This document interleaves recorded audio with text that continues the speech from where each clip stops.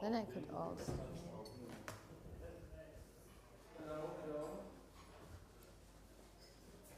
Hallo? Ah, hallo. Hallo, guten Tag. Hello. Hello, hello. This is Iuno speaking. Hello.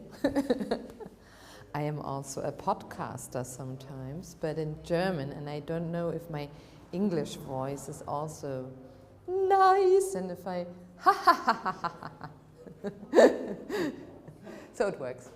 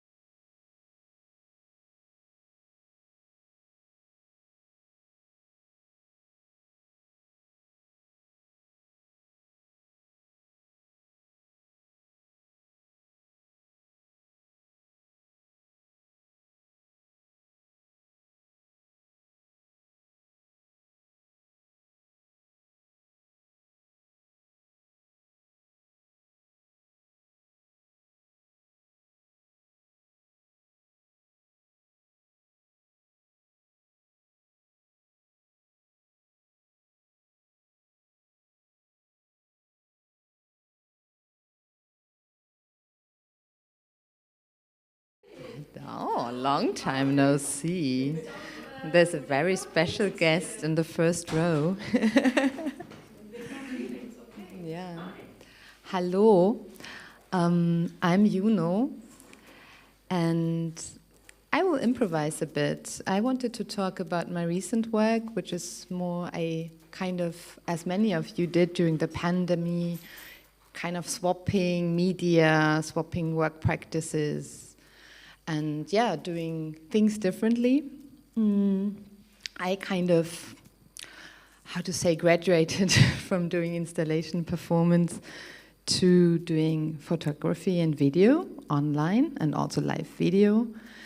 But I feel right now I'm a little bit insecure of having a live stream and my work is not published yet in the art context, so I have my computer with me, so if everyone likes to know what I'm doing recently, we can talk about this after my talk. You can just come to me and I can show you things.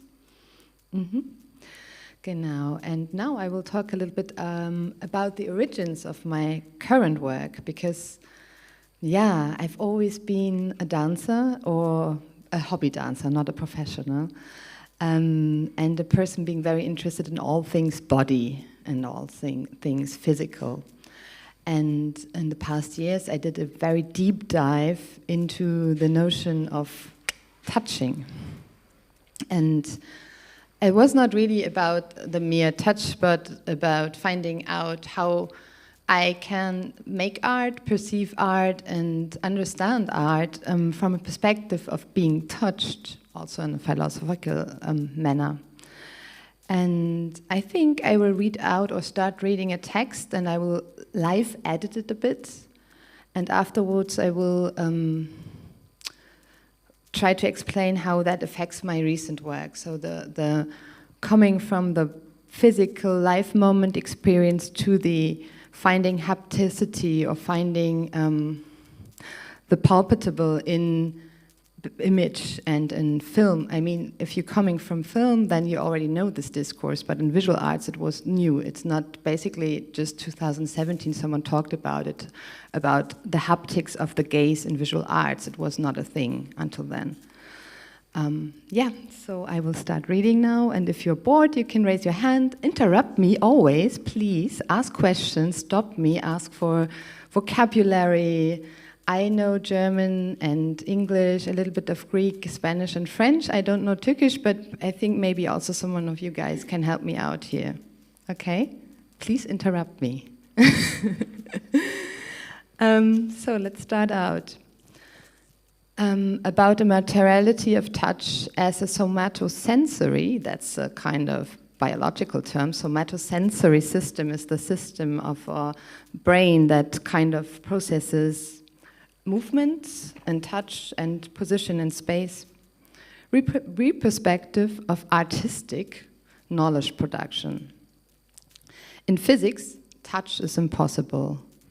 Contact is only mediated or prevented by electromagnetic repulsion.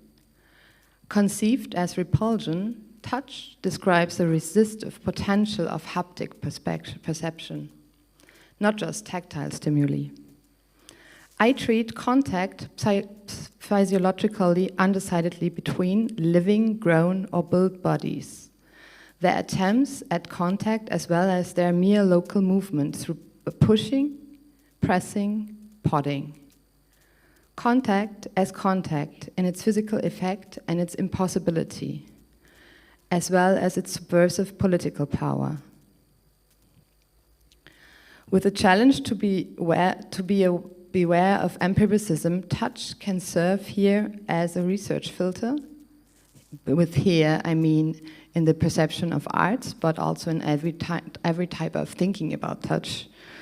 So it can be a research filter for the reconsideration of artistic knowledge production. So to have it, the notion of touch as kind of a filter you look on every type of art, or any other type of experience for that matter.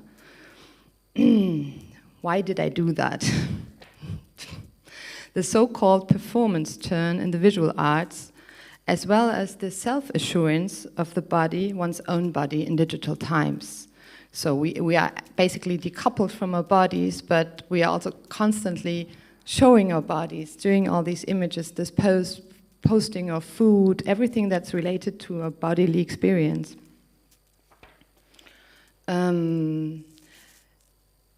Yeah, so my research approach was a phenomenological one, a qualitative explorative design between participant observation, informal interviews, media analysis, and the embodied text of lyrical figures, as well as the processing, writing of a text. So that's what I did in order to kind of find more out about the notion of touch in visual arts. Repulsion is an antonym I used. That is a counter word, and at the same time a metaphor for somatosensory, that is referring to the sense of touch and movement, as I just said, reassessment of touch. It has, for me, the logical same meaning, so I use repulsion and touch in the same way, even though you could understand repulsion also as disgust, but that's not what I'm talking about. I'm talking about the physical notion of repulsion, the electromagnetic repulsion of two things. Like this, what I just showed. Genau. In the beginning, I asked myself, what is the current state of touch in the visual arts? How do I grasp the tactile, bodily, corporal, affectively, and efficacy, the art experience? Can touch, as repulsion, be a perspective, a metaphor, a guiding principle, or orientation for the haptic in reception, as in speaking or speaking to art? What is an aesthetics of repulsion? Do you have any questions for me? Yes? Please ask. I would rather ask me a question than you talk. Okay. These and other questions do not find a concrete answer in my thinking or in my research. But these questions are just the starting point and questions I ask myself every day walking through life and perceiving. There are motivation and a reason, and yeah, for a kind of daring and crazy research. So some words about me. I was a curator and visual artist, and I became a body worker through that research. Now I'm sitting here, I'm a body worker. I mean, I'm also an artist, but I spent, I'd say, 70% of my life doing body work, touching people's bodies, and earning money with that. I mean, as you all know, arts hardly pay anyone. Yeah, how did I get to do that? How did I find all the stuff out about the matter of touch? I was kind of lucky, and I was invited by a big museum with a collective I was working with to do sessions, somatic sessions. And we did like 2 months in Gropiusbau. We did martial arts, dance, any type of somatics.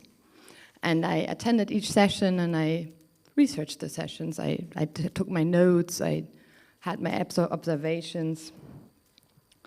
And afterwards, I kind of couldn't get enough. And I attended a lot of seminars and things, learned a lot about touch, like body work, massages. I even went to a domina studio and be the kind of observer. They like the idea that there's someone sitting and watching. And that was really interesting, because dominants are not supposed to be touched, but they work all the time with the kind of notion and the impossibility of the touch. That's really interesting. Yeah, I learned a lot of things. The most daring one was a cuddle puddle. I really hated this, and it was really disgusting for me, but I kind of managed to go through it. Why? Being with so many people, so you don't know, so intimate, this kind of gray zone of this cuddling, you know? You're with a group of people you don't know, and they're also nice, and is this sexual or not? No, it's not. It shall not be sexual, but I'm aroused, whatever, you know. very, very gray zone, very hard to comprehend for my system. Yeah, I spoke to a lot of experts in that field and so on. Let's continue. Let's talk about hunger and let's get in touch. The terms repulsion and touch generate thoughts of a wart, a cyst, or a boil, or the discarding of a body in and from another, organs as well as a failed birth. No one thinks first of the feeling of silk, warmth, pressure, texture, a moodiness after an encounter, or the mere contact of two objects together. Repulsion is the force that opposes attraction, answers it. It causes a contact of several bodies to be processed, as such in the first place, that two entities feel in contact. Repulsion is what touch is in common language. Repulsion, a materiality of touch. Turmoil. To shove, to push, to press, to overpower, to jostle. Jostle away, to overcome. Reject, repel, deviate. According to the philosopher Jean-Luc Nancy, this old white man I love, in touching instance acts and reacts as in equal measures. The toucher attracts and rejects. It drives and repels. Rejecting, repelling, avoiding. Touch behaves according to her status and the situation. Aversive, defensive, avoidant, and off-putting. Repugnant, fearful, and hostile towards surprising, unfamiliar, or unwanted contact. Areas where it becomes uncomfortable and body feels repelled or unsettled. Boundary testing. Practice saying stop. Breathe, move, try out, reject, hesitate, freeze, feel ashamed, react reflexively. Consensus. A, B, eyes closed. Unasked, a hand sticks a finger deep into an ear and touches and leaves. The smell of alcohol remains. It brings to the ground and fixes, mercilessly. Plump, cold, damp hands, sour laundry sweat. People fear each other, approach at arm's length. They do not feel the moments where how, yes, no, yet. They prefer to be asked, prompted or summoned. Orange shall be their favorite color. That was written before the pandemic, that was written in 2018. Skin. Skin and skin come into contact, touch each other. 1, 2, 3 or more, boundaries meet, feel each other, push each other away. As surfaces, they are sometimes smooth, velvety, moisty, greasy, permeable for some and not for others. No fear.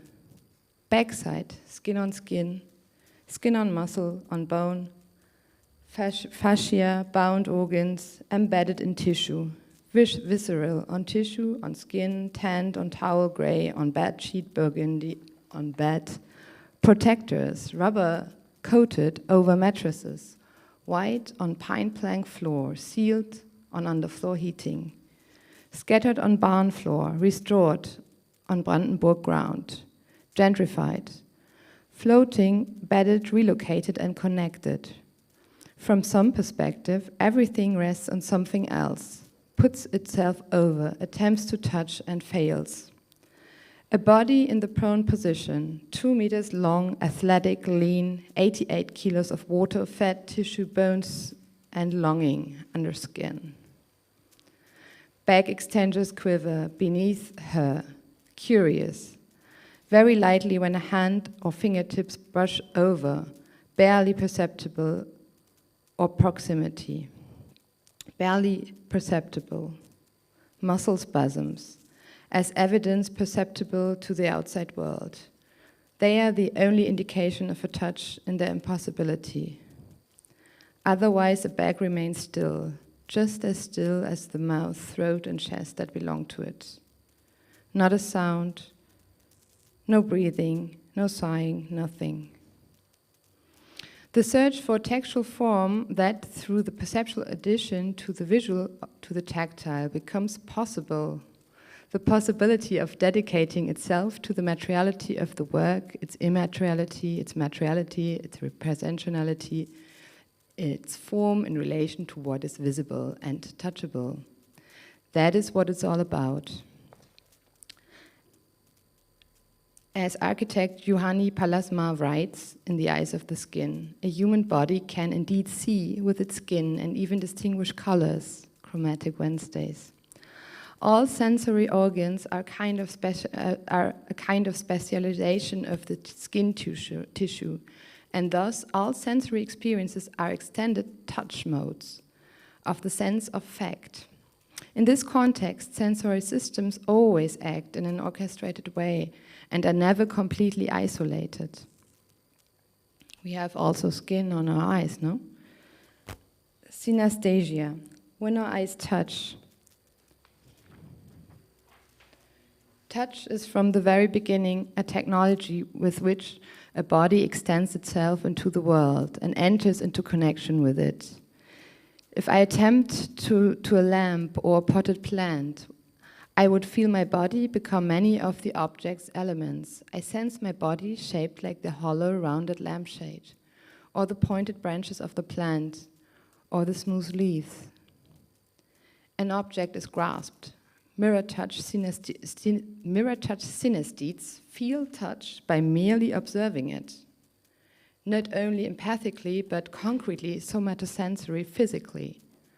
When mundanely observing objects, a mirror touch body then experience extreme states of dissociation, and some also vicariously pain. In the process, mirror touch synesthetes become less the perceived object than that which is observed, becomes part of their own body scheme. Mirror touching as a metaphor allows speaking with the artist, Daria Martin, in art to encounter less conscious and rather embodied impressions with greater attention. Repulsion here is a kind of dynamic, processual, action-based, perceptive on what Martin uses as a synesthetic metaphor. Enhancements, learn to feel more.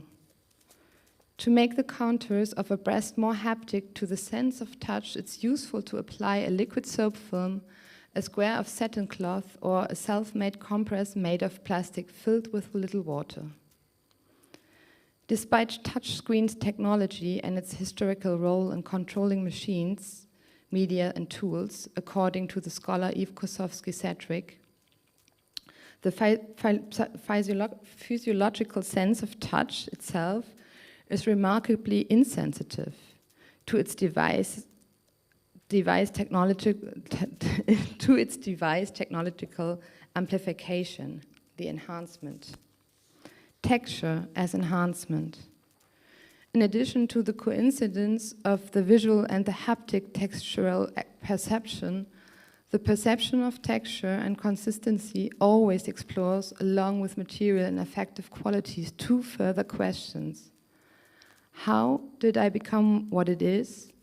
And what can a body do with that? No texture is truly perceived until it's asked or described. Whether the perceived object is, for example, pressed, laminated, felted, or plumped up. Or whether the object is easy, hard, safe, or dangerous to grasp. Ekphrasis. Ekphrasis is a written or verbal representation that makes see a described object. As a touch enhancement technique is able to make see, it is able to make see, not only visual experiences. Dust or powdery texture, mostly metallic, reflective, formerly shiny, now matte, and only quite trickly iridescent, laced down on a foundation. A careless, rubbery, silicon-like, and depending on the units of time, burnt, velvety surface, which is also only a border, barrier, separation, protective layer. Repulsive, supposedly form-giving, it rasps itself plastically around something. That is the crux. touch, definition, protection, care and violence, inextricably interwoven, yielding per se. Conclusion. Synesthesia as a metaphor for the vicarious sensation of touch, and attunement and embodiment as somatic prerequisites for reception, texture and ekphrasis.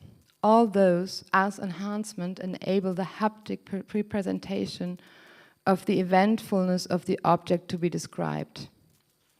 To feel more,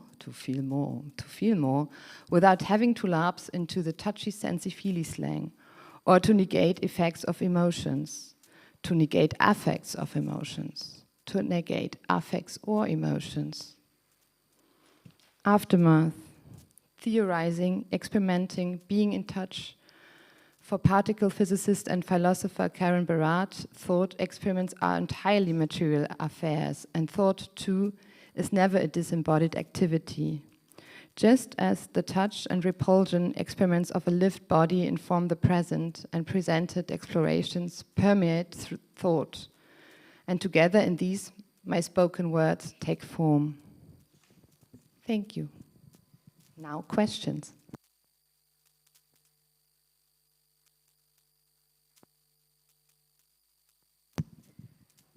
Questions.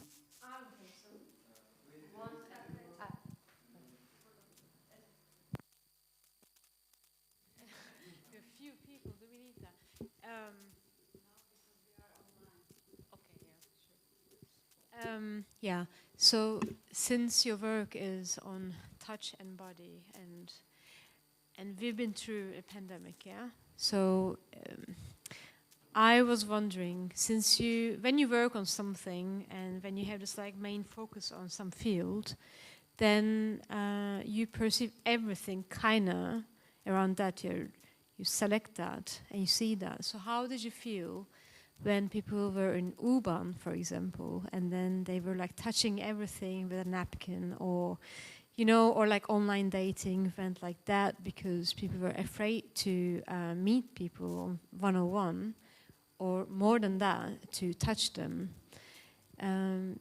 How was it for you to perceive that? I'm sure you had some more insight, or I don't know, I could only imagine that this was different for you than for me. That's my question. Yeah, I wrote a whole kind of text about a prostitute I interviewed. She's very famous, and she was talking, it was before the pandemic, about, she's a germophobe. I don't know what is the English word. Yeah, when you're afraid of germs. Germophobe. And she was talking about how she would always have her clothes and everything she brings to a date, she would have it in the bathroom. She would store everything in the bathroom on top next to the whatever. And it seemed to me like, oh, wow. And then I started thinking about this. And that was, yeah, more than a year, 2 years before the pandemic, you know? So I was already there in a way. So when all this happened, especially, yeah, also the notion of smell, no? Smelling something means there are particles of the very thing in your nose. It's not, you know, so you're touching the shit you're smelling or the rotten flesh you're smelling in the U-Bahn, no? So, yeah, for me it was two things. It was, I became a germaphobe myself really strongly in the first weeks, but it was related to anxiety. But on the other hand, I was crying. I started crying and being sad and mourning, basically, because I was forbidden to touch people, no? So my whole kind of purpose and life and work was not existing anymore, and even forbidden, legally forbidden. My work was forbidden because not systemrelevant. And yeah, that was a process. But then that was interesting how is that related to funding, because when there was all this funding and I got funding, my anxieties kind of went away. They kind of fell off. So the anxieties were connected to the livelihood. And that was an interesting epiphany I have not expected. Long answer to a short question. Was that? No, I think it deserves a longer answer, probably even because it's your life's work to touch, and we've been through this like catastrophic experience where everyone turned into kind of a germaphobe, right? It's like it was, even if you remember, people were washing their groceries. If you think so, I think this is fine. I would say another crazy answer. Yeah, I mean, I felt a little bit like Prometheus, was that him? But I felt a little bit like, wow, I've thought about all this already before, and now this is happening. It was a little bit like strange. It was a little bit in the movie, especially when they said that the COVID is like resting on surfaces, and then thinking about mobile phones. And that was really why my brain was like, choo, choo, choo. Yeah. Thank you.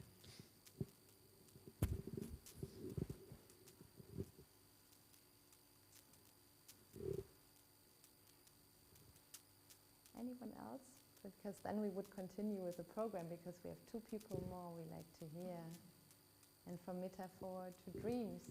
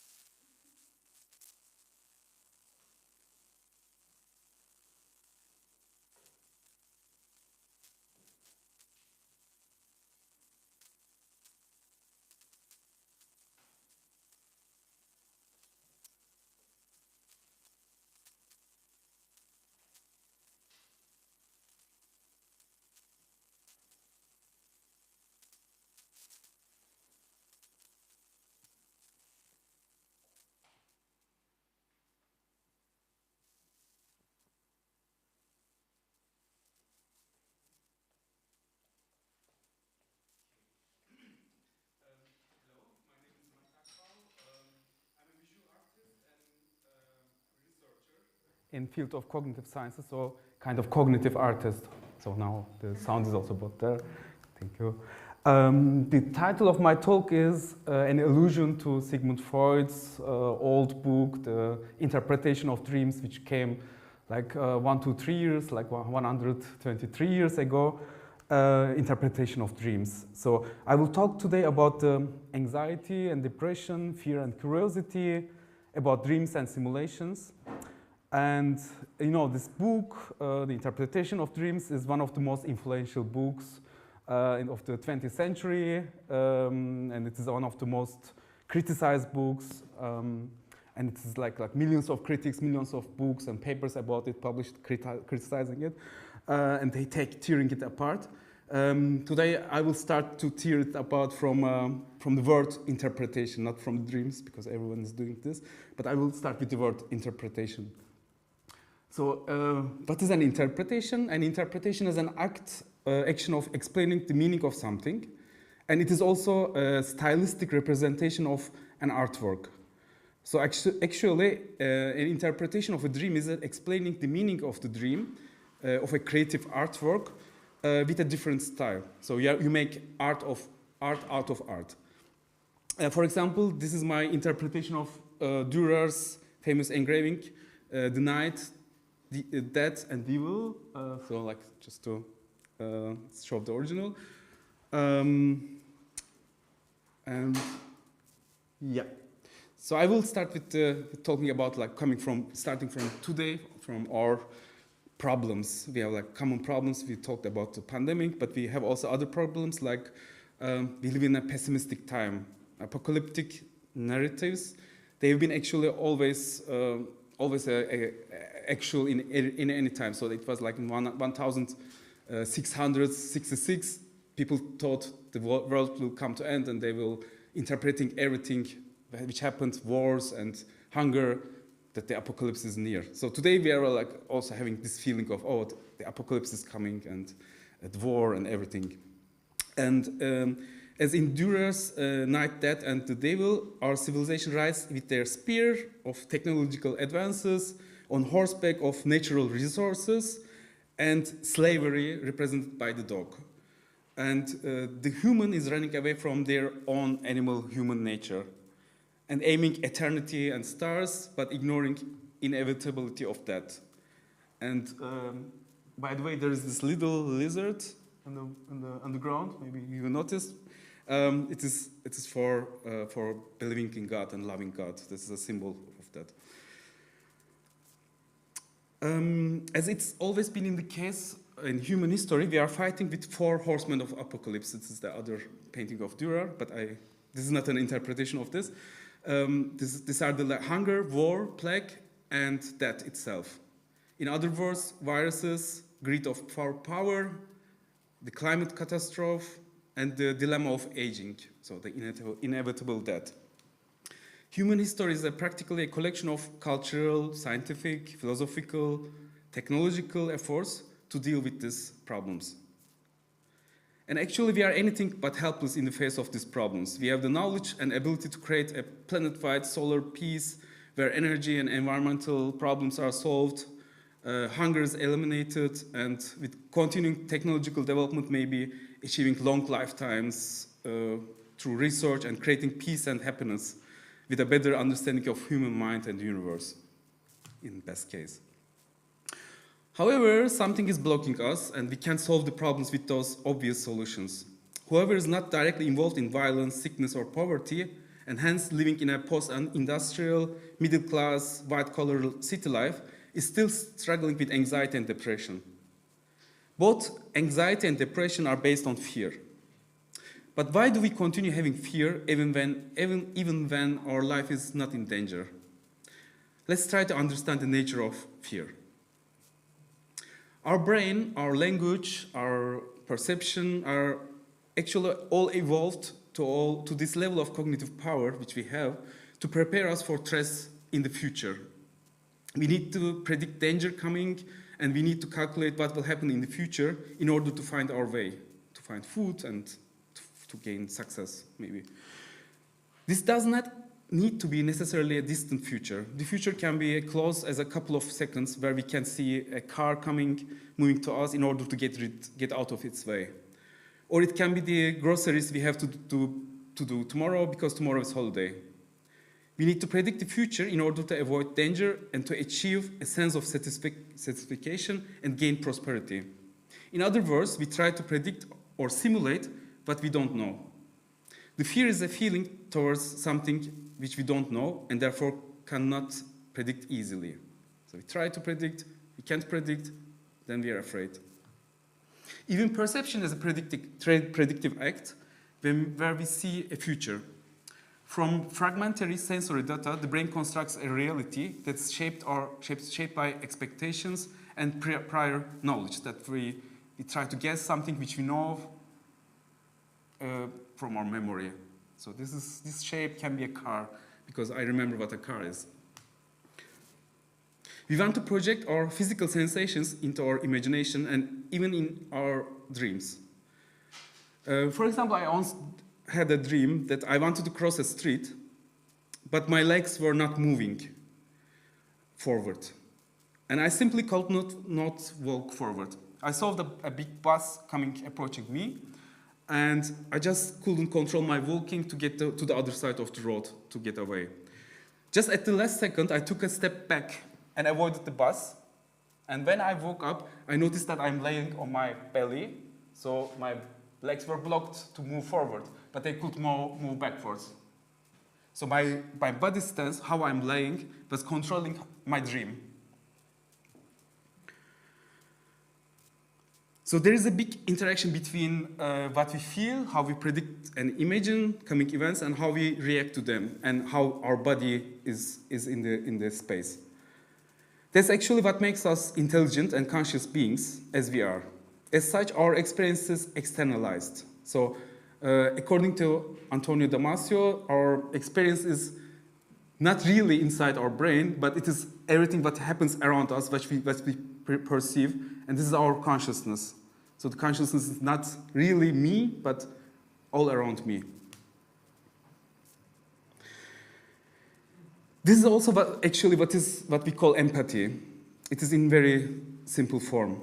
However, the habit of imagining, of being another, of being somewhere else at some other time, can also become a habit. If we are traumatized by great fears, and then fantasy and dreams might be a useful thing to avoid traumata, or to deal with the traumata. But in other cases, it might become an escape, maybe like a fear of losing control of our life. We can also get addicted to fantasy. We become then addicted to imagining and experiencing alternatives to this moment. This can be also an addiction to fiction, to watching series, but also just like creating thoughts, bad imagination about the future.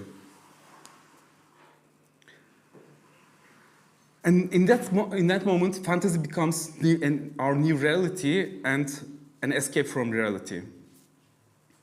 But actually, these alternative realities, which we fantasize or dream or watch, are never real. They are not real at the moment of imagination, and even if parts of them become real later, they will never come into reality in frightening or happy fantasy form. Fear fantasies or happiness fantasies, however, occupy us until we miss the present fleeting moment, and the real life passes us by. We miss the life. They make us unrealistic. For this reason, imagination sometimes harms us more than it helps and protects us. So its original purpose to predict the future, which should help us to find food and avoid dangers. And because it is not true, the fantasy. And if we talk about the truth, there are basically three cases when we make statements about reality. There is a true statement, a false statement, and a fictional narrative. We can't put a fiction as a true or false because it's out of these categories. It is fiction. A fairy tale, for example, is neither true nor false. Fictional narratives describe variations of situations with the introductory subjunctive or case. What would it be like, to make us think about the alternatives? All fiction does this warning. For example, a fairy tale starts with the words "once upon a time," or with a similar sign which they renounce the claim to truth. For example, opening credits of a film make it a fiction, or an applause in the theater. Okay, it was a fiction, or the cover of a novel says it is a fiction. And in this way, we can easily separate fiction from truth. But we can find a perversion of fiction in conspiracy theories, for example. These use the tools of fiction, but they deliberately skip the fiction warning and claim their statements to be true. In doing so, they create the original feeling of fantasy in the viewer, namely the fear. Next time you encounter maybe a fictional or a conspiracy theory, or you suspect this might be a conspiracy, you should check that it has some fictional tools, like it uses emotions and some metaphors. Then maybe you can detect this kind of conspiracy theories. Conspiracies instrumentalize and misuse tools of fiction in this way. But if we go far enough, we find this kind of constructs not only among moon landing conspiracies, but also very close to us. That we think we have to work, that money makes you happy. It's this kind of narratives, maybe. Maybe work makes you happy, but money is something that only exists in the act of purchasing. So if you buy something, the money becomes real, but else it is fictional. Otherwise, money is fictitious and its value is always in the future. So if I have money, its value is always in the future when I will use this money, else it is just a fictitious number. Perhaps this is the reason why money is so sensitive to speculations. So because it's in the future, but it is also fictitious. So what are we supposed to do if we don't want to live with fear fantasies? There are actually many things of whose truth we can be sure. Nature and water are always real. We can feel the water and we know that nature is there. then love, friendship, they are true. The stars, they are always there, they will be always there, they are true. But in the context of this presentation, I want to stay in the same context. What do we know as real and makes us fear, but it's still real? This is where the fourth horseman comes to the game after the hunger, the virus, and the war. This is the death. So, because life is true, that is also true. So we all are sure that we will die. It sounds a bit sarcastic, but yeah. If we accept this, that we will die at some point, and even genetic engineering will make us live 1,000 or million years, still we will die. And then we will know it will be an end to all the fears. But I think to talk about that in a deeper way, I am not versed to it, so I will not to go too deep. I will go deeper to that, actually. So one of the fundamental functions of religion is to explain that. The tools of fiction and art are used by religion to create a world after world, a life after life. But in some other philosophical traditions, which death and life are explained as a dream. So according to these traditions, the life is similar to a dream. We don't remember who we were before we started the dream, so before we were born, and we will not know who we were after we died, as we wake up and forget the dream.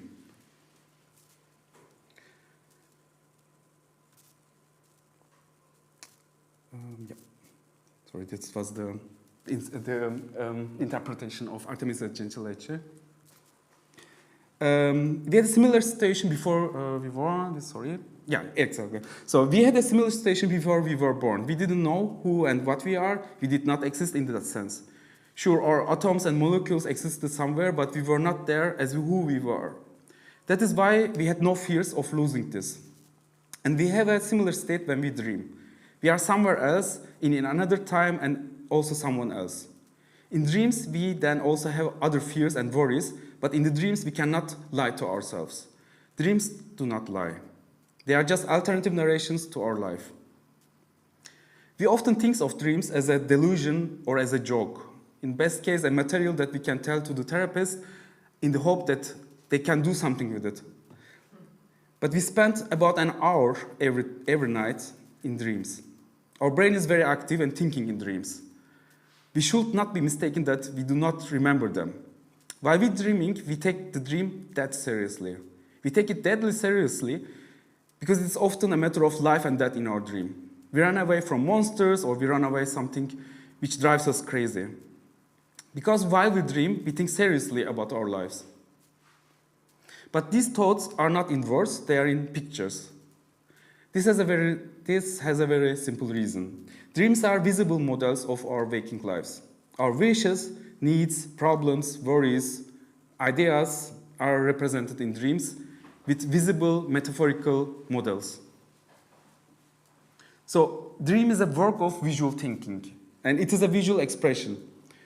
They are waved from our memories. In this waving process, the memories are used to create metaphors and symbols to simulate real or waking life events, or problems, or ideas, or whatever we have from the waking life thoughts.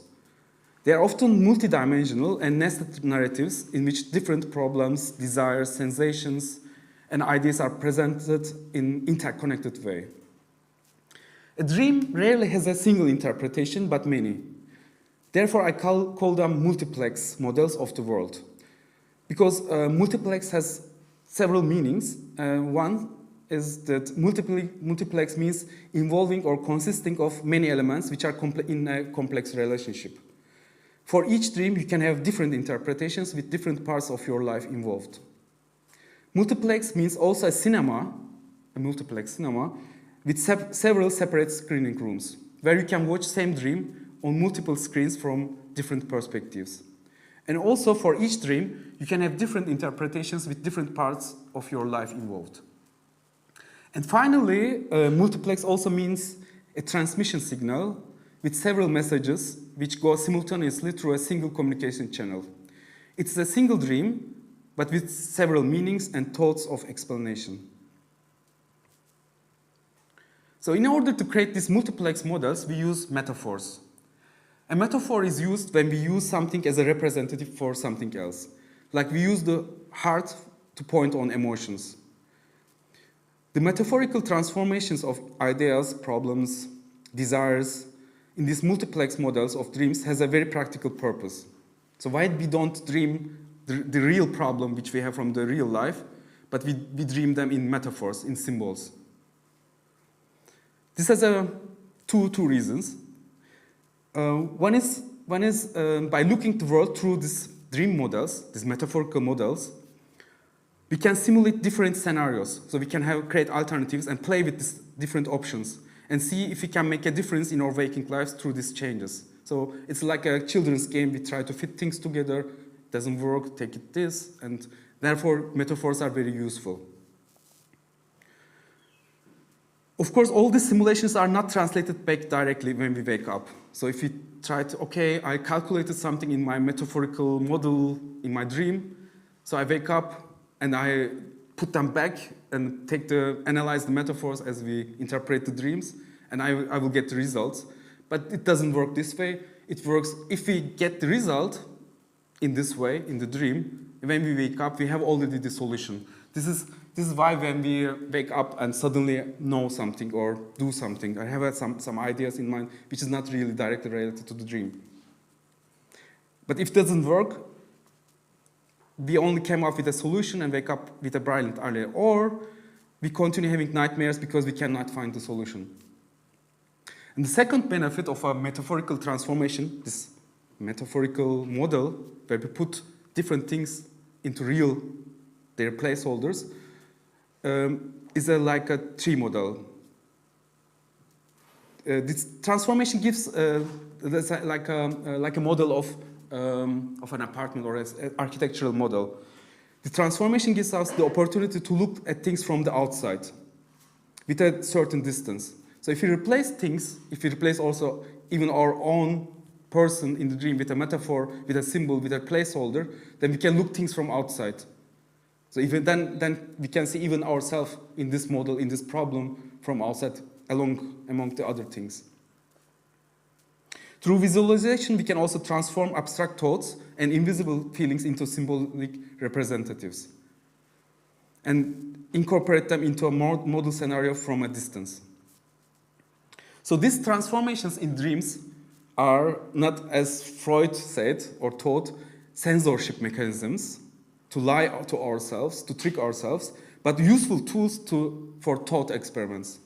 We find the same tools in the visual and performing arts and in literature. And the metaphors in the arts are rarely served to censor something. Rather, they are used to avoid censorship. Now I have three examples from pandemic dreams, which I visualized. So the first one is, I had a dream that where an oil canister was overturned on the wing of the plane and was wobbling just before it fell down. In addition, the propellers were not mounted frontally, but sideways toward the outer edges of the wings, which is illogical for a flight. So this dream I had in March 2020, just in the first days of the pandemic. A few days later, I dreamt that I was barricading myself in my grandmother's flat so that the three big bears that were raging in the stairwell would create a big danger, should not enter the apartment. So I was putting just the furniture that they should not enter, but the door was open. And then later, in October 2020, when the lockdown became again a problem, this time I dreamed a lion whose condensed breath was pushing it to the window. So the lion was trying to enter the flat, the house, and I was seeing its breath. As you can see, they are easily understandable if you know the problem, the pandemic, and the lockdown and everything. My mind was busy inventing metaphors for an unknown threat and putting me in trapped situations with them. Well, okay, we can spend our life sleeping and dreaming, and we can't devote our lives to art. So we can't all the time dream, and we can't just like watch artworks, fiction, or read books. in order to not live in constant fear as the world is going down. Life and even the world would really be too bad for that. Is there something we can use all the time when we are afraid? So besides dreaming and making art or watching art? We are afraid of the unknown, and this is unpredictable. But we have also another feeling towards unknown and uncertainty. This is the curiosity. So fear and curiosity are two feelings which are directed towards the same goal, but they are opposite. One is like making us anxious, and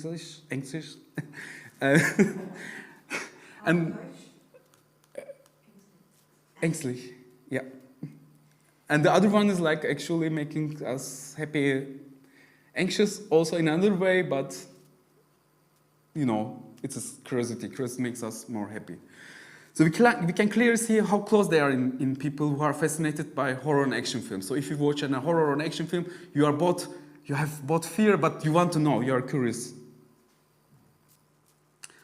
And actually, curiosity is something much more fundamental in our lives than being killer of cats. To understand this trueness of curiosity for life, we need to cross two explanations of the world that seem contradictory at the first glance. Firstly, everything is in constant flux, and secondly, everything repeats itself. So everything changes, but everything repeats. Everything repeats itself in time, like heartbeat, breath, sleep and wakefulness, cycle of birth, reproduction and death, and circular orbits of planets and stars. So everything is in a constant circulation and repeating. At the same time, everything is in a constant change. With a cycle, nothing is the same. Within a cycle, nothing is the same as the other. And at the same time, each cycle brings something new to the old, or takes something away from it. This is also how evolution works. So we are repeating it ourselves, but we are changing. And we can see curiosity as a function of or progress for the evolution. So this is like maybe a bit close to Henry Bergson's creative evolution. So to wrap it up, we can meet fear with curiosity. This is my essence of this presentation. This will be possible if you put all judgments aside, encounter every new station as a fresh new encounter. We will practically mean each new moment we perceive, the world around us is at that moment. Unbiased by previous experiences and without pressure from the past or future, we can go and take the world in a curious approach. And maybe like then even save the planet and humanity from destruction. So thank you.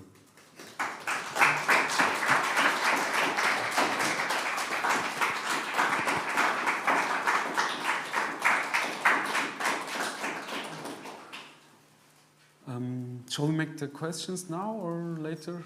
Okay. Hmm? Let's do it now. Okay.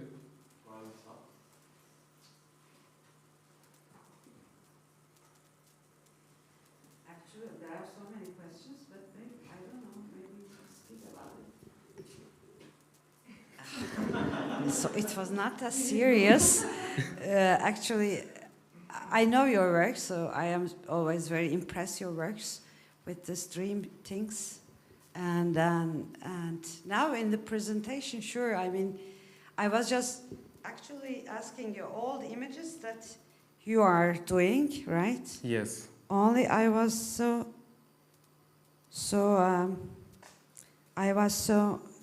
ashamed, or kind of why I couldn't see this work, this curiosity of as a function of evolution. It was, yeah, this one. It was, yeah, like it could be the one of the very big work of one of our exhibitions. I felt me like so embarrassed that not to see this work. So could you please tell me more, except this presentation, what was the point that you were making kind of a big hurricane in this work? Because, yeah, I mean, it's a dream for sure. It's like a negative. I mean, you work like a negative. You make this image. So technically, the technical point, I'm really will be happy to explain. So like at the background, as you notice, there are all loops. This repetitions aspect is there. There are short loops around 7 seconds, which is like as long as a breath. So I think, or I assume, in a breath time, taking and giving breath, we can perceive one moving image as a whole. So not like a film, like different scenes, it's a forward, but it can repeat, and we can breathe it in and perceive it as whole. This is like the background of all loops. For this particular case, it's actually a video taken on a train ride. It's like the train rails, but I put it I made it a volume. So it is not just like a video, but it is a volumetric shape made from this video. So but it's not real 3D. It is just like taking the video information and makes a space, a cloud out of it. Because I mean, some of your exhibitions that we had always this, wie heißen das, diese Dingsbums? Die VR-Brillen? Yeah. Normally we had this always, that we were diving into your world, but we were all also creating our own world, like approaching there, going back or going right or left or whatever. So I mean, at the end, to see all this one and after, I find it's really very interesting, because normally people has to know what are you doing, then you can get the point. So because it's very modest presentation, because you could show more, you could put us more inside. But thank you for your presentation. Thank you. To come to the past, like in the 2015, I think it was, I had an exhibition in the cellar, just here in the below. In the cellar. In the cellar. It was like going deep to the dreams, and there were real visualizations of dream scenes in VR glass, and people were just stepping here down and coming down. I was waiting there one by one. It was really nice. It was really great. Yeah, thank you for the presentation. Thank you. Maybe some other people would like to ask. Would you? I don't know, but for me, would be interesting. The curiosity seems like a solution to convince the fear, but does that work in a dream as well? You know what I mean? You start with a dream, so that would be interesting for me. How change can change this world in nicht Bewusstsein, sondern Unterbewusstsein. Ja. Ach so, okay. Wie kommt man wieder dann, also wie kann das zurückspielen in den Traum? Weil das ist ja sozusagen etwas, was schon sehr angstbesetzt ist. Genau, aber im Grunde ist Angst auch nichts Schlimmes. Ich glaube, das ist, die Angstfantasien sind eigentlich die schlimmen Sachen, also die uns das Leben verpassend bringen, dass wir das Leben verpassen, weil wir gehen dann verloren kommen nicht aus diesem Spirale raus, dass wir ständig Angst haben und durch unsere eigene Fantasieren, obwohl es nicht wirklich da was ist. Oder es ist wahrscheinlich Probleme da, aber nicht das Problem, wovon wir träumen. Also nicht träumen, sondern uns fantasieren. Genau. Und da sind auch Neugier und Angst sind ergänzende Gefühle, Herangehensweisen. Das ist einfach ein Perspektivwechsel sozusagen. Ja, eigentlich schon, obwohl die zu dem gleichen Punkt hinzugewendet sind.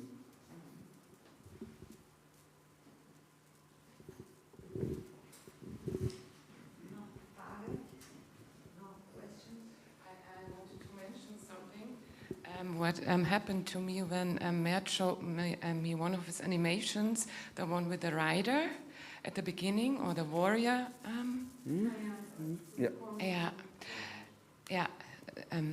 The knight. So when you showed it to me online, you just sent it to me, and the night after, I was dreaming I was riding in this kind of situation. This was really, it's seemed to get very deep into my brain. So this is just what I wanted to mention. It was very interesting, yeah. I mean, thanks to Albrecht.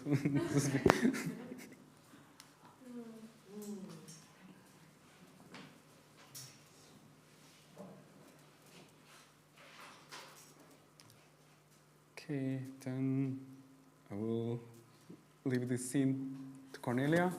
Oh. Okay, thank you.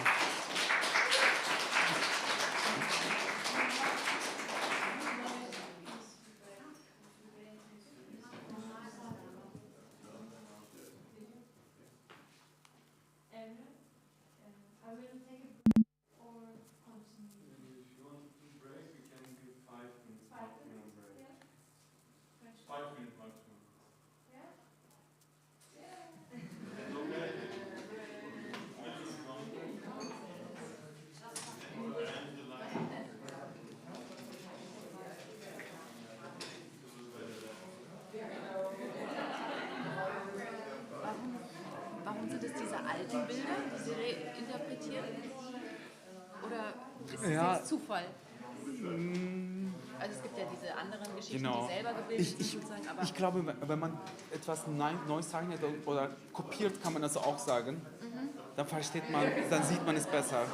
So das ist mein Weg zum... Ich bin fasziniert von diesen Bildern, also von diesen beiden, aber es gibt auch andere, die ich gerne versuche zu kopieren. Das ist, wo man auch von den Meistern lernt, eigentlich, glaube ich. Und dadurch, ich glaube, das macht die Betrachtung und wirklich aus der Zeit, weil die uns nahe ist, in der Zeit, also aus dieser Zeit, weil die uns in dieser Nähe zur Apokalypse nahe ist? Schon, ein bisschen, ja. Schon, ja. Ja, aber ich habe auch von Louis Bourgeois auch ein paar Ideen. Wo jetzt die Ausstellung ist. Genau. Das ist ein allgemeiner Weg zum, wie machen die das, wie machen diese Meisterwerke und wie kann ich das einfach, dann... um es tiefer zu verstehen. Genau. Lernen einfach, also ich will lernen. Ja. To go to Zoom call. Cool. Okay, thank you for coming. No, it's so much. I have so many questions. I'm going to message you. Well, That yeah. was great. Thank you. Yeah.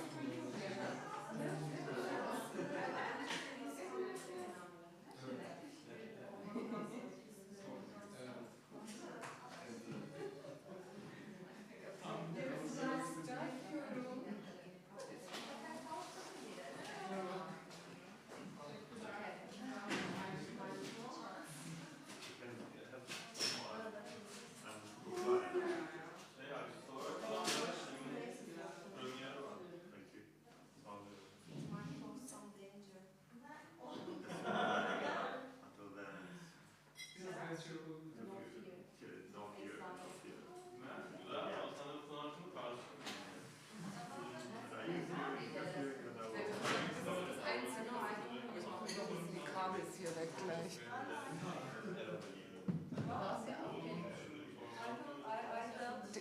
Das Ding habe ich jetzt nicht, weil ich in mein T-Shirt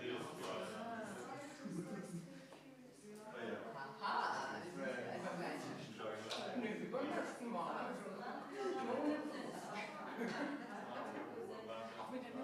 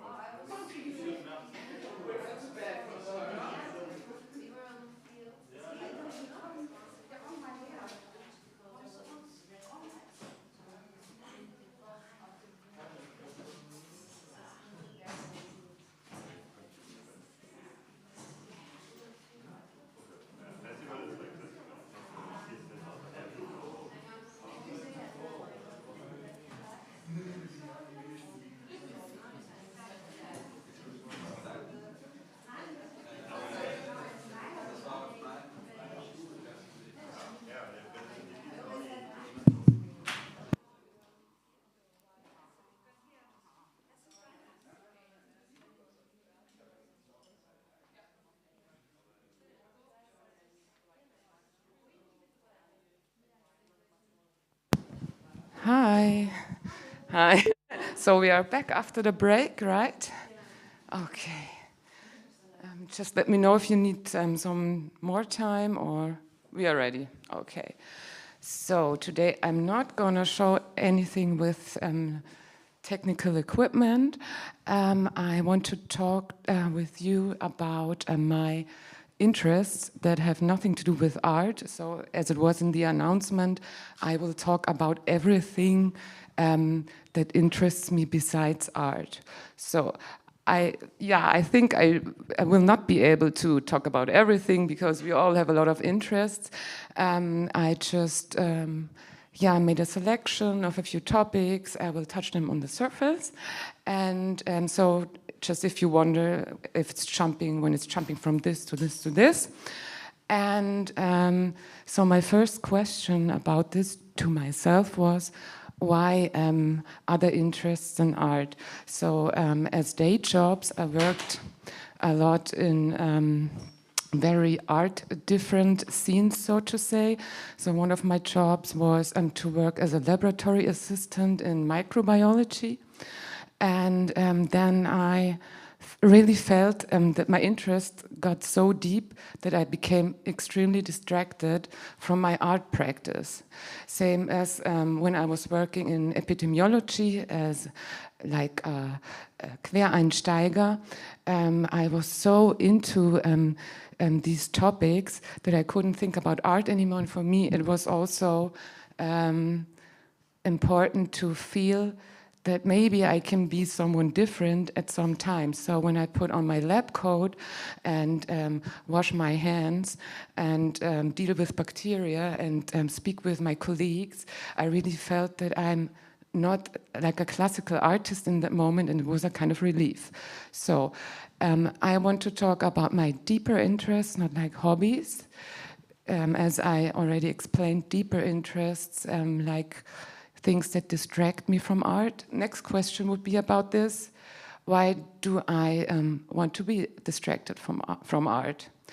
I came up with, because I was thinking a lot about this, that when I'm having a bad day, art seems like a toxic lover to me.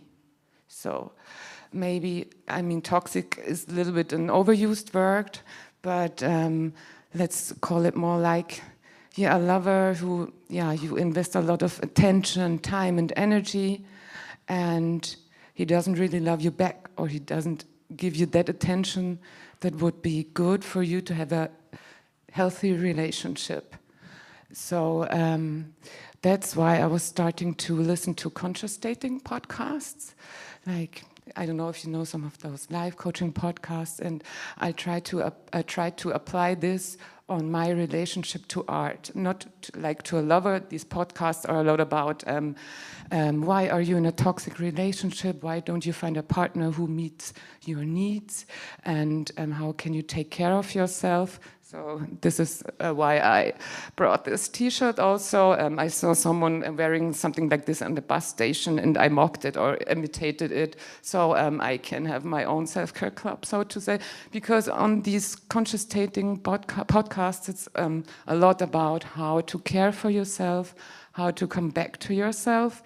Because, you know, when I would have a lover like this, or maybe even say it's like a crush on the schoolyard, when you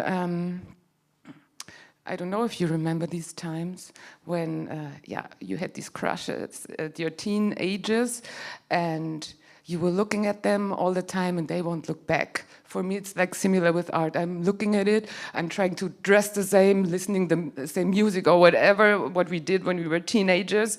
And once when they look back, it's like, oh, you're completely up in the air. And then, they don't give any attention to you again, and then you're down. It's like having a good exhibition, and then for months, nothing. Yeah, and it's like you're an emotional yo-yo going up and down, up and down.